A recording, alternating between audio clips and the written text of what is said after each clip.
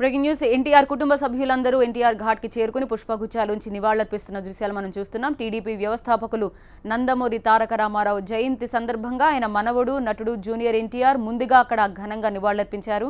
హైదరాబాద్ ఎన్టీఆర్ ఘాట్ దగ్గర పూలమాల సమర్పించిన తారక్ తెలుగు ప్రజలకు తన తాతగారి ఆశీస్సులు ఎప్పుడు ఉంటాయన్నారు. తెలుగువారి గుండెల్లో ఎన్టీఆర్ చిరస్థాయిగా నిలిచిపోతారని చెప్పారు.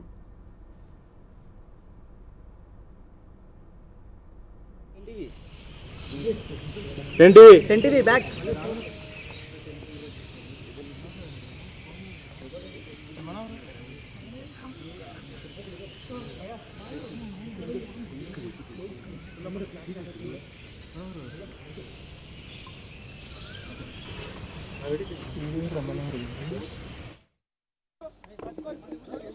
ఎప్పటికీ మనందరి మీద ఆయన ఆశీస్సులు ఎప్పటికీ ఉంటుందని తెలుగు ప్రజల వైపు ఆయన ఆశీస్సులు ఎల్లప్పటికీ ఉండాలని దేవుని మనసారా కోరుకుంటున్నాను. Thank you. గారి పేరు సువర్ణాక్షరాలతో లిఖించబడి ఉంటుంది. ఎవరు మరవలేనటువంటి రీతిలో ప్రతి ఒక్క హృదయాల్లో ఒక చిరస్మరణీయమైనటువంటి స్థానాన్ని సంపాదించుకున్నటువంటి మహనీయులు నందమూరి తారక రామారావు గారు. వారి చల్లని చూపు కేవలం మా కుటుంబం మాత్రమే కాదు, తెలుగువారి మీద, రెండు తెలుగు రాష్ట్రాల మీద కూడా ఉండాలని చెప్పి నేను ప్రార్థిస్తున్నాను.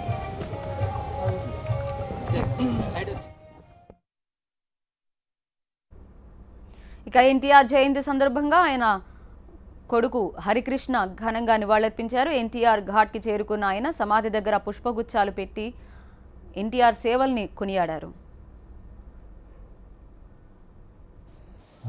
అన్నగారి 94వ జయంతి సందర్భంగా ప్రతి ఇంటా ఒక పండగ, తెలుగు వాళ్ళకి పండగ ఇది ముఖ్యంగా.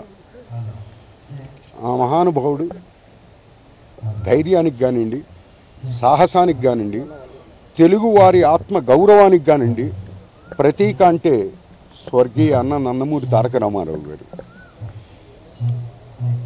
అనుకున్నది సాధించటంలో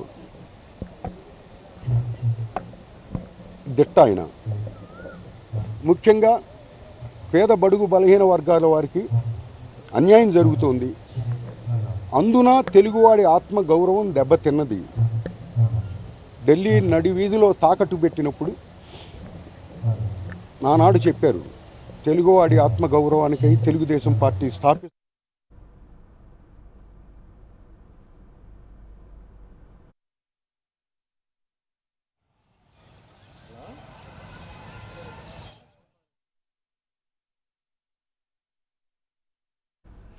ఎన్టీఆర్ కు నివాళులర్పించి ఆయన సేవలను కొనియాడారు లక్ష్మీపార్వతి.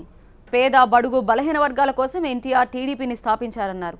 తెలుగోడి ఆత్మగౌరవాన్ని చాటి చెప్తూ అధికారంలోకి వచ్చిన ఎన్టీఆర్ పేదల కోసం అనేక సంక్షేమ పథకాలు ప్రవేశపెట్టారన్నారు.